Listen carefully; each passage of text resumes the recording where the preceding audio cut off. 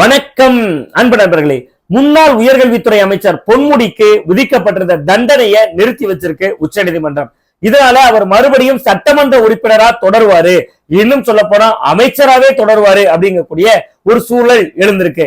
அப்படின்னா பொன்முடி ஜெயிலுக்கே போக வேண்டியிருக்காதா, இமீடியட்டா அமைச்சராயிருவாரா அப்படிங்கறத பத்தி எல்லாம் தான் இன்னைக்கு நம்ம இந்த வீடியோல பேச போறோம். அதுக்கு முன்னாடி பொன்முடி இதன் மூலமா சட்டமன்ற உறுப்பினரா தொடர்றதுக்கான வாய்ப்பு ரொம்ப பிரகாசமா இருக்கு அப்படிங்கிறாங்க சட்ட வல்லுநர்கள். அப்படி என்னதான் நடந்துச்சு வாங்க இந்த வீடியோல முழுசா தெரிஞ்சுக்கலாம்.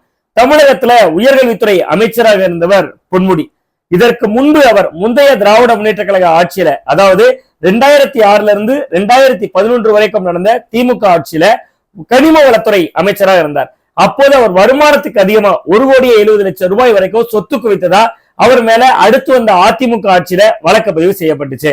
லஞ்ச ஒழிப்பு போலீசார் தொடர்ந்திருந்த இந்த வழக்கு ஏற்கனவே விழுப்புரத்துல அங்க இருக்கக்கூடிய நீதிமன்றத்தால முடித்து வைக்கப்பட்ட ஒரு விடுதலையும் செய்யப்பட்டிருந்தார். இதை எதிர்த்து சென்னை சிறப்பு நீதிமன்றத்துல, அதாவது எம்எல்ஏ எம்பி மாதிரியான மக்கள் பிரதிநிதிகளுடைய தவறுகளை விசாரிக்கக்கூடிய சிறப்பு நீதிமன்றத்துல இந்த வழக்கு நடந்துட்டு இருந்துச்சு. இந்நிலையில தான் இந்த வழக்கு விசாரிச்ச நீதிபதி ஜெயச்சந்திரன் ஒரு தீர்ப்பு கொடுத்திருந்தார். அந்த தீர்ப்பு என்ன சொல்லியிருந்தாருன்னா, 3 ஆண்டுகள் சிறை தண்டனை, அதாவது வருமானத்துக்கு அதிகமா சொத்து குவித்த வழக்குல பொன்முடி அவருடைய மனைவி விசாலாட்சி 2 பேருக்குமே தலா 3 ஆண்டுகள் சிறை தண்டனை. அது மட்டும் இல்லாம 2 பேருக்குமே தலா 50 லட்சம் ரூபாய் அபராதமும் விதிச்சிருந்தாரு. இதுல ஏற்கனவே அபராதத்தை கட்டிட்டு தான் மேல்முறையீடு போயிருந்தாரு அமைச்சர் பொன்முடி. இதற்கான மேல்முறையீடு அவரு உச்ச நீதிமன்றத்துல வழக்கு நடந்துட்டு இருந்துச்சு. இதற்கிடையில அவர் சரண்டர் ஆகிறதுல இருந்து 1 மாதத்துக்குள்ள சரண்டர் ஆகணும் அப்படின்னு சொல்லியிருந்தாங்க, அதாவது கைதாகணும் அப்படின்னு சொல்லியிருந்தாங்க. ஆனா தனக்கு வயது 70 கடந்துருச்சு, இதய நோய் இருக்கு, சர்க்கரை நோய் இருக்கு, பிளட் பிரஷர் இருக்கு, என் மனைவி தான் என்ன கூட இருந்து பாத்துக்கிறாங்க, சோ இங்க 2 பேருக்கும் ஆஜராகிறதுல இருந்து விலக்கு வேணும், சரண்டர் ஆகிறதுல இருந்து விலக்கு வேணும்னு சொல்லி முன்னதாவே சரண்டர் ஆகிறதுல இருந்து விலக்கு வாங்கியிருந்தாரு அமைச்சர் பொன்முடி. இந்நிலையில இந்த உச்ச நீதிமன்றத்துல இந்த வழக்கு இன்னைக்கு விசாரணைக்கு வந்துச்சு. அப்படி விசாரணைக்கு வர்றதுக்கு முன்னாடி இன்னொரு சம்பவம் நடந்துச்சு, அதை நம்ம பாத்திரலாம். அதாவது விளவங்கோடு சட்டமன்ற தொகுதியினுடைய விஜயதரணி காங்கிரஸ் கட்சியை சேர்ந்தவர். அவர் அண்மையில பாஜகவில் இணைந்தார். அவர் இணைந்த கையோட ஒரு ராஜினாமா கடிதமும் கொடுத்தார், எம்எல்ஏ பதவியை ராஜினாமா செய்யணும்னு சொல்லி. உடனே அவரது ராஜினாமா கடிதம் ஏற்றுக்கொள்ளப்பட்டது. உடனடியாக அவருடைய விளவங்கோடு தொகுதி காலியானதாகவும் அறிவிக்கப்பட்டுச்சு.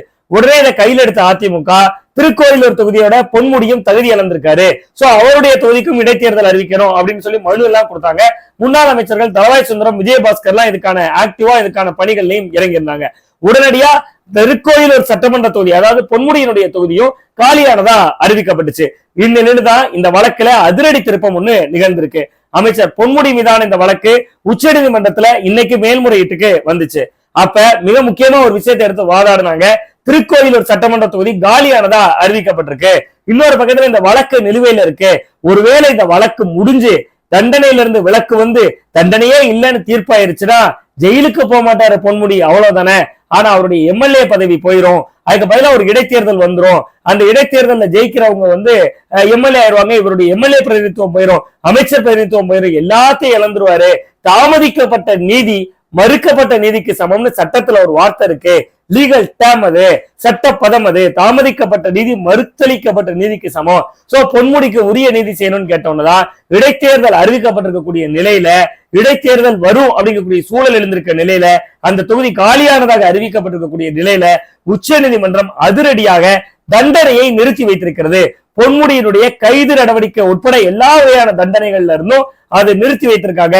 சோ இதுக்கான தண்டனை விவரம் நிறுத்தி வச்சிருக்காங்கன்னா என்ன அர்த்தம்னா, எப்ப இது ஆக்டிவுக்கு வரும் அப்படின்னு பாத்தீங்கன்னா, இந்த உச்ச நீதிமன்றத்தினுடைய மேல்முறையீடு வழக்கு முடிஞ்சு ஒரு தீர்ப்பு சொல்லுவாங்கல்ல, அந்த தீர்ப்பு நேரத்துலதான் இந்த தண்டனை செல்லுமா செல்லாதா அப்படிங்கக்கூடியது அதுக்கு பின்புதான் தெரியும். சோ இப்ப தண்டனையை நிறுத்தி வச்சுட்டாங்கும் போது, முன்னுதாரண வழக்கா ராகுல் காந்தியுடைய தண்டனை நிறுத்தி வைக்கப்பட்ட போது அவர் மறுபடியும் எம்பி ஆகிறாரு. சோ அது போன்று இப்பொழுது தண்டனை நிறுத்தி வைக்கப்பட்டிருக்கிறதுனால மீண்டும் எம்எல்ஏ ஆகுவதற்கு பொன்முடிக்கு ஒரு பிரகாசமான வாய்ப்பு ஏற்பட்டிருக்கு. அதுலயும் இன்னொரு மிக முக்கியமான விஷயம் இருக்கு.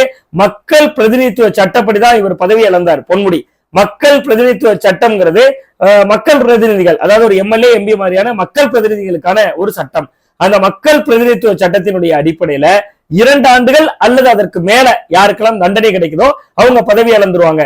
சோ ராகுல் காந்திக்கும் இப்படிதான் ஒரு சிக்கல் ஏற்பட்டது. சரியா 2 ஆண்டுகள் அவருக்கு சிறை தண்டனை விதிக்கப்பட்டிருந்துச்சு. அந்த 2 ஆண்டுகள்ங்கிற தண்டனையினுடைய காரணமா தான் பதவி இழந்திருந்தார் ராகுல் காந்தி.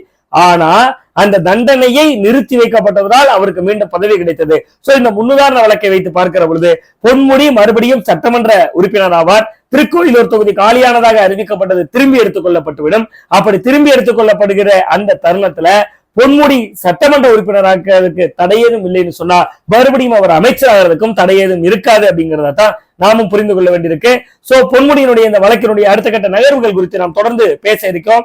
அதுக்கு முன்னாடி இதுவரை நம்ம சேனலை சப்ஸ்கிரைப் பண்ணாதவங்க மறக்காம சப்ஸ்கிரைப் பண்ணுங்க. கூடவே பக்கத்துல கூடிய பெல் ஐகானையும் கிளிக் பண்ணுங்க. அப்பதான் நான் போடுற வீடியோக்கள் தொடர்ந்து உங்களுக்கு அலர்ட் மெசேஜா வரும். நன்றி, வணக்கம்.